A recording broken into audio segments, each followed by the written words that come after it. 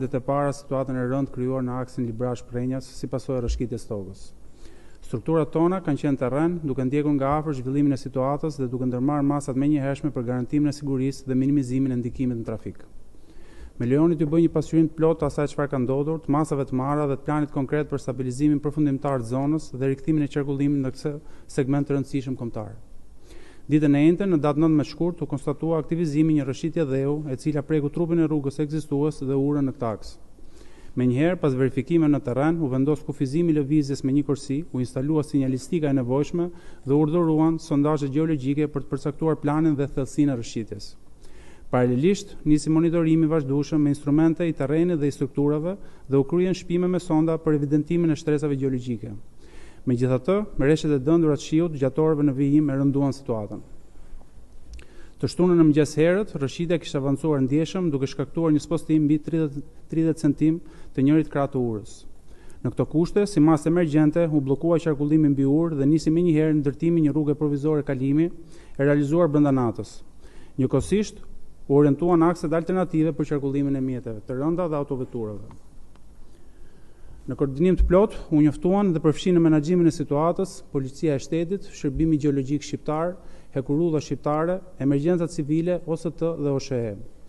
Pavarësisht masave fillestare, rrëshqitja mbeti aktive dhe preku dhe bypassin provizor, duke na detyruar shpallën bllokimin e plot të qarkullimit për arsye sigurie.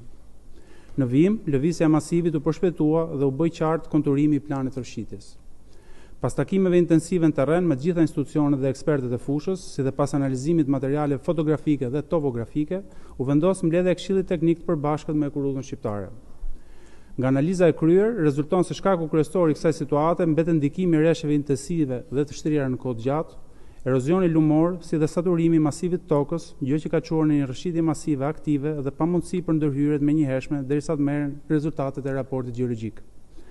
Në mbledhjen e sotme, datë 24 shkurt, të Këshillit Teknik të Përbashkët midis ARSH-s dhe Hekurudhës Shqiptare, me pjesëmarrjen dhe të stafit akademik nga Fakulteti i Inxhinierisë Ndërtimit, gjeologëve të Shërbimit Gjeologjik Shqiptar, projektuesve dhe mbikëqyrësve të ngarkuar, u morën këto vendime. Ndërtimi një rrugë të re alternative përgjatë Hekurudhës, në shtratin e Lumit Shkumbin, për të mundësuar kalimin e trafikut deri në stabilizimin e plotë të rrëshqitjes. Rakordimi menjëhershëm me Hekurudhën Shqiptare, Agjencinë Kombëtare të Mjedisit dhe Agjencinë e Menaxhimit të Burimeve Ujore për realizimin e kësaj rruge. Prishja e urës ekzistuese, tashmë jashtë funksionit, dhe lehtësimi i ngarkesës në trupin e rrugës së rrëshqitur deri në krijimin e një skarpate natyrale që do të mundsojë ndërhyrjen në mjetet e shpimit.